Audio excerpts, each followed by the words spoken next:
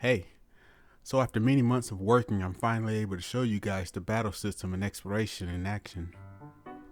If you're not aware, I'm currently in the process of creating a game titled Guardian's Guide. In this game, you play as a guardian whose job is to raise a daughter from preteen to adulthood. Since the last video, I've made many changes to the front and back end of the game. You won't see all of them in this video, but if you're curious, you can head over to Allugic.com where I regularly make small updates of my progress. You can also join for free or become a supporter to help the development of the game. In this video, we'll be doing a playthrough of the first exploration and battles you will experience as a player.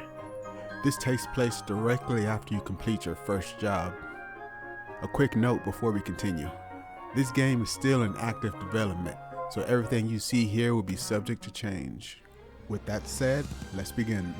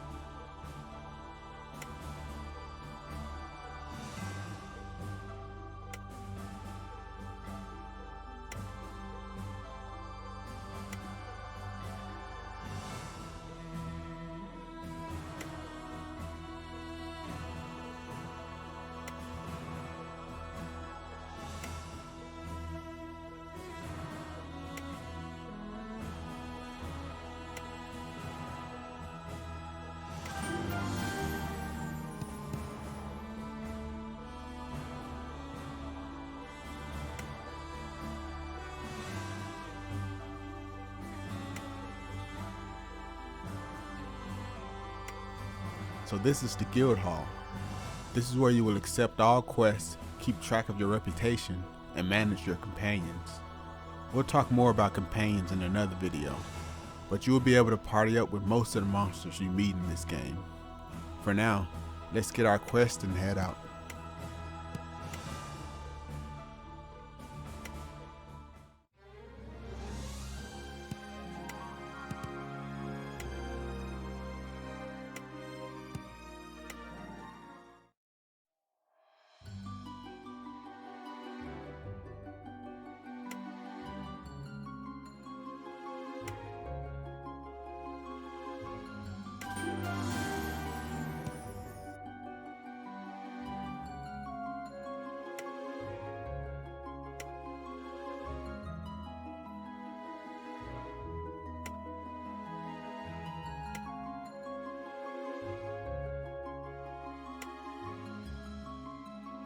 So this is how exploration will work in Guardian's Guide.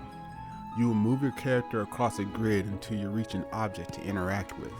You will have up to 4 options to choose from: look, talk, use, and fight.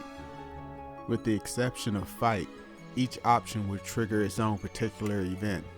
Some events will be mundane, others will change the outcome of other events.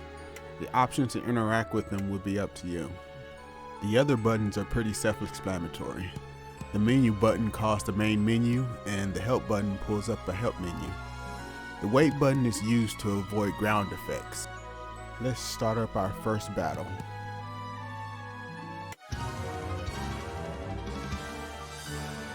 Battles in Guardian's Guide work on a 6x3 grid. Enemies will mostly spawn on the 9 grids to the right. Neutral parties, like the attack up character here, will spawn randomly on the grid. You can choose from any of the 9 spaces to the left to spawn your party members. Alright, let's see how this battle goes.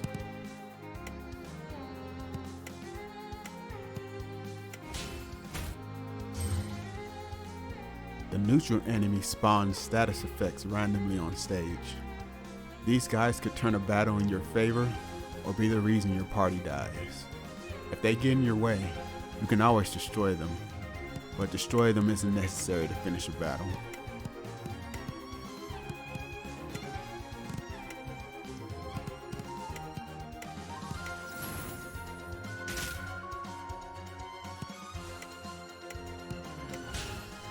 Once the battle is won, your party's HP is recovered. A bit of vitality is recovered as well, and you're given loot. Just your classic RPG tropes. Here, we're presented with options to gain status bonuses at the start of the next battle. Since you're not required to participate in most regular battles, this is a form of incentive to make the process a little easier for tougher bosses. Let's pick a random bonus and see if we get lucky.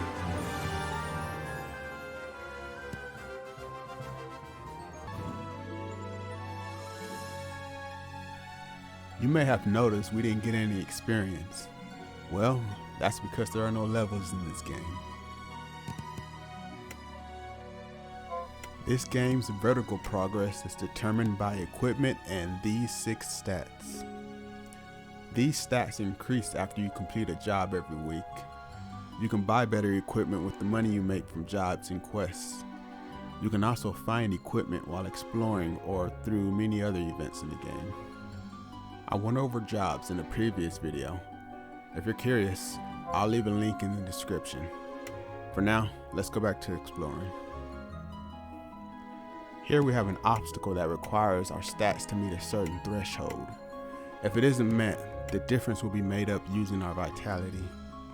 Obstacles, treasure chest, ground effects, and other stage interactions use vitality. Once you're out, you can no longer interact with obstacles or use treasure chest. Let's see what happens here.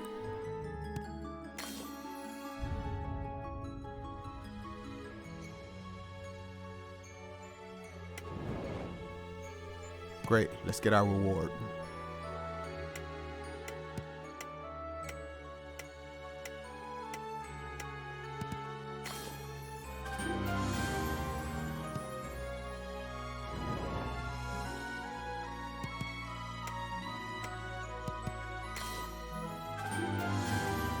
A rock.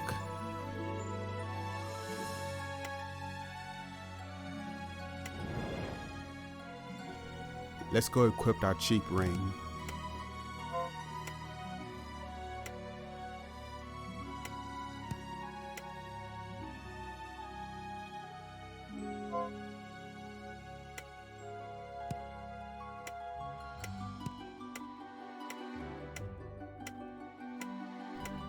This should recover a bit of vitality.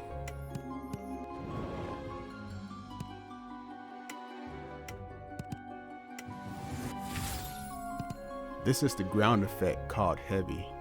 It is one of the 4 effects meant to suck your precious vitality away. Ideally, you want to spend as little time on them as possible. If you use the wait button, you can avoid the second ground effect since it turns off and on each time you move.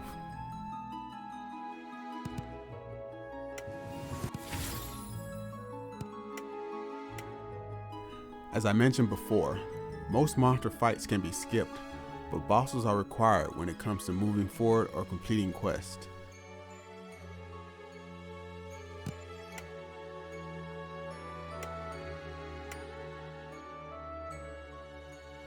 Let's show them what our new kick-ass ring can do. Characters in Guardian's Guide are separated by class.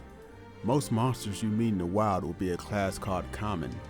You can tell by the gray in their portrait frame.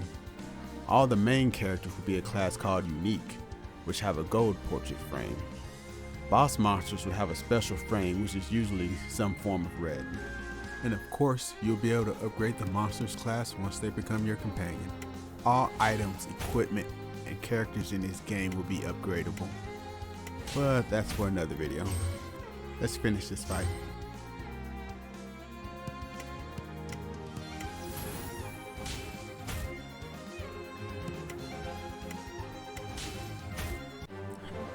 Normally the fight doesn't go that well.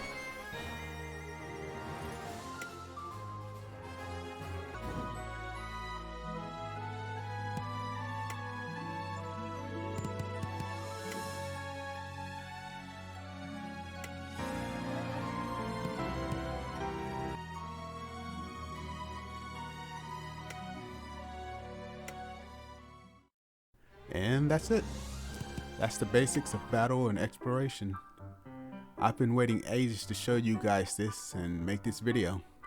I can finally move on to other portions of this game now.